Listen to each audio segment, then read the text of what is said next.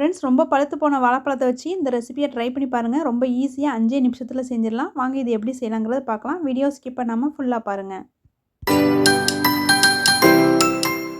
First stove on பண்ணிக்கிடலாம். Stove on பண்ணிவிட்டு ஒரு கடாயை ஸ்டவ்வில் வச்சுக்கோங்க. இதில் வந்து பார்த்திங்கன்னா 1 டீஸ்பூன் அளவுக்கு நான் நெய் சேர்த்துருக்கேன்.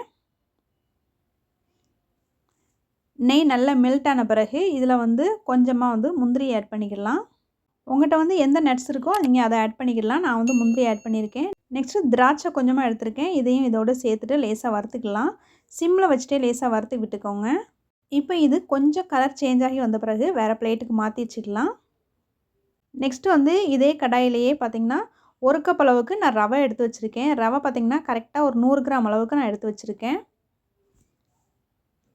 இப்போ இந்த ரவையும் சேர்த்துட்டு இதில் வறுத்து எடுத்துக்கலாம். நீங்கள் இதை விட கொஞ்சம் ஜாஸ்தியாக சேர்க்கனா கூட சேர்த்துக்கோங்க. இது வந்து கரெக்டாக இருக்கும். கரெக்டாக 100 கிராம் அளவுக்கு கரெக்டாக இருக்கும். ஸோ பார்த்திங்கன்னா இதை சிம்மில் வச்சே 1 நிமிஷம் மட்டும் லேசாக வறுத்து விட்டுக்கோங்க. ரொம்ப கலர் சேஞ்ச் ஆகி வரணும் அப்படிலாம் தேவையில்லை. 1 நிமிஷம் வறுத்துட்டு வேறு பிளேட்டுக்கு மாற்றி வச்சுக்கோங்க. நெக்ஸ்ட்டு வந்து 2 பழம் நல்ல பழுத்த பழமாக எடுத்து வச்சுருக்கேன். இது வந்து நாட்டு பழம் எடுத்திருக்கேன். இதில் வந்து நீங்கள் செவ்வாழை பழமும் ஆட் பண்ணிக்கலாம். செவ்வாழை பழம் பெருசாக இருந்தால் 1 மட்டும் ஆட் பண்ணால் போதும். நான் சின்னதாக இருக்கிறதுனால நான் நாட்டு பழம் வந்து மீடியம் சைஸாக இருக்கிறதுனால நான் 2 பழம் ஆட் பண்ணியிருக்கேன். இதில் வந்து பார்த்திங்கன்னா அதிகமாக புளிப்பாக இருக்கிற பழத்தை வந்து நீங்கள் ஆட் பண்ண வேண்டாம். வேறு வந்து கேசரி வந்து புளிப்பாக தெரியும். பழத்தை வந்து மிக்ஸி ஜாரில் போட்டு லேசாக அரைச்சி எடுத்துக்கோங்க. நெக்ஸ்ட்டு பார்த்திங்கன்னா நான் வந்து 1 கப் அளவுக்கு ரவை எடுத்திருந்தேன். இந்த 1 கப் அளவுக்கு கரெக்டாக 2.5 கப் அளவுக்கு தண்ணி வந்து சூடு பண்ணிகிட்ருக்கேன். தண்ணி ரொம்ப சூடாகணும்லாம் தேவையில்லை. ஜஸ்ட்டு கொஞ்சம் ஹீட் ஏறி வந்தால் போதும். நெக்ஸ்ட்டு பார்த்திங்கன்னா ஒரு கடாயை ஸ்டவ்வில் வச்சுட்டு நம்ம வந்து தண்ணி ஹீட் பண்ணி வச்சுருந்தோம்ல அந்த தண்ணி இதோடய ஆட் பண்ணிக்கோங்க. தண்ணி வந்து ரொம்ப கொதிக்க வைக்கணும்லாம் தேவையில்லை. ஜஸ்ட்டு வந்து கொஞ்சம் சூடாகி வந்தாலே போதும். இப்போ இது கூட வந்து நம்ம வறுத்து வச்சுருந்த ரவையை வந்து ஆட் பண்ணிடலாம். ஆட் பண்ணிவிட்டு நீங்கள் வந்து ஸ்டவ்வை வந்து சிம்மில் வச்சுட்டு பொறுமையாக வந்து கிண்டி கொடுங்க. ஏன்னு பார்த்தீங்கன்னா இந்த தண்ணியில் வந்து ரவை நல்லா வெந்து வரணும். நீங்கள் ஃபஸ்ட்டே ஃபுல் ஃப்ளேமில் வச்சு நீங்கள் செஞ்சீங்க அப்படின்னா தண்ணி எல்லாமே சீக்கிரமாக ட்ரை ஆயிரும்.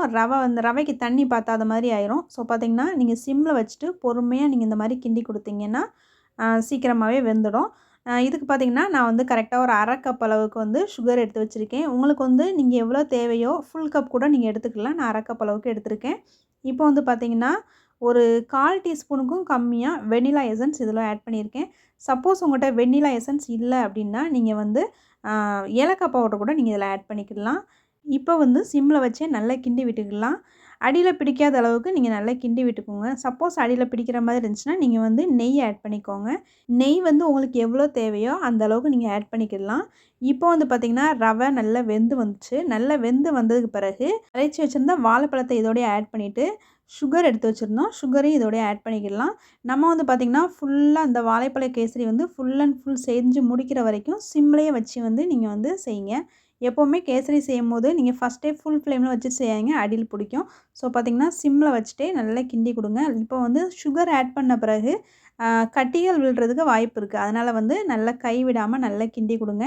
நல்லா கிண்டி கொடுத்தீங்கன்னா கட்டிகள் விழாது. ரவையில் வந்து சுகர் ஆட் பண்ண பிறகு கொஞ்சம் தண்ணியாக இருக்கிற மாதிரி இருக்கும். ஸோ பார்த்திங்கன்னா நல்லா கெட்டியாக வர்ற வரைக்கும் நல்லா கிண்டி கொடுத்துக்கோங்க. நான் வந்து வாழைப்பழத்தை வந்து அரைச்சி சேர்த்துருக்கேன். நீங்கள் வந்து சின்ன சின்னதாக கட் பண்ணி சேர்க்கணுன்னா கூட சேர்த்துக்கலாம். இல்லைனா வந்து கையிலே நல்லா மசிச்சு இதில் ஆட் பண்ணாலும் ஆட் பண்ணிக்கலாம். இப்போ பார்த்திங்கன்னா கொஞ்சமாக நெய் விட்டுருக்கேன். நெய் வந்து பார்த்திங்கன்னா உங்களுக்கு தேவையான அளவுக்கு நீங்கள் நெய் விட்டுக்கோங்க. எவ்வளோ வேணாலும் நீங்கள் ஆட் பண்ணிக்கலாம். நெய் விட்டுட்டு நல்லா மிக்ஸ் பண்ணிக்கோங்க. இதில் பார்த்திங்கன்னா கலருக்காக கேசரி பவுடர் நான் எதுவுமே ஆட் பண்ணல. சப்போஸ் உங்களுக்கு தேவைன்னா கொஞ்சமாக ஆட் பண்ணிக்கோங்க. ஏன்னா பார்த்திங்கன்னா குழந்தைங்களுக்கு வந்து வாழைப்பழம்லாம் சேர்த்து கொடுக்குறதுனால ஒரு ஹெல்த்தான ஒரு நல்ல ஒரு ஈவினிங் ஸ்நாக்ஸாக இருக்கும் ஸ்கூலுக்கு போயிட்டு வந்தோடனே. ஏன்னா பார்த்திங்கன்னா அதனால தான் நான் வந்து கேசரி பவுடர் எதுவுமே ஆட் பண்ணல. பிள்ளைங்களுக்கு வந்து கலர் எதுவும் ஆட் பண்ண வேண்டாம், நேச்சராகவே இருக்கட்டும் அப்படிங்கிறதுனால தான் நான் கேசரி பவுடர் எதுவுமே ஆட் பண்ணல. உங்களுக்கு விருப்பப்பட்டீங்க அப்படின்னா கொஞ்சமாக ஆட் பண்ணிக்கோங்க. இந்த கேசரி பார்த்திங்கன்னா பிள்ளைங்க ஸ்கூல் முடிச்சுட்டு வந்த பிறகு நீங்கள் ரெடியாக செஞ்சு வச்சுக்கோங்க. பிள்ளைங்க வந்து ரொம்ப விரும்பி சாப்பிடுவாங்க. இந்த டேஸ்ட் வந்து பிள்ளைங்களுக்கு கண்டிப்பாக பிடிக்கும். ஏன்னா என் பையன் இதை விரும்பி சாப்பிட்டான், அதை வச்சுட்டு சொல்கிறேன். ஃபைனலாக நல்லா கெட்டியாக வந்த பிறகு நான் வந்து நட்ஸை இதோடய ஆட் பண்ணிட்டேன். நட்ஸை ஆட் பண்ணிவிட்டு லேசாக கிண்டி விட்டுட்டு ஸ்டவ்வை ஆஃப் பண்ணிக்கோங்க. கேசரி நல்லா பாயில்ட் ஆகிட்டுனா நீங்கள் விரல வச்சு தொட்டு பாருங்கள், ஒட்டாமல் வரும். அந்த ஸ்டேஜில் வந்து நீங்கள் ஸ்டவ்வை ஆஃப் பண்ணிக்கோங்க. ஃப்ரெண்ட்ஸ், இந்த வாழைப்பழ கேசரியை நீங்களும் இன்றைக்கே ட்ரை பண்ணி பாருங்கள். ட்ரை பண்ணி பார்த்துட்டு கமெண்ட்டில் எப்படி இருந்துச்சுன்னு சொல்லுங்கள். ரொம்ப டேஸ்ட் டிஃப்ரெண்ட்டாக இருக்கும், ரொம்ப நல்லாயிருக்கும். பிள்ளைங்களுக்கு வந்து ரொம்ப பிடிக்கும். இந்த வீடியோ உங்களுக்கு பிடிச்சிருந்துச்சுன்னா லைக் பண்ணிக்கோங்க. மறக்காமல் என்னுடைய சேனலை சப்ஸ்கிரைப் பண்ணிவிட்டு பாருங்கள் ஃப்ரெண்ட்ஸ். நான் மறுபடியும் வேறு ஒரு ரெசிபியில் உங்களை மீட் பண்ணுறேன். இது வரைக்கும் நீங்கள் வீடியோ வாட்ச் பண்ணதுக்கு தேங்க்யூ.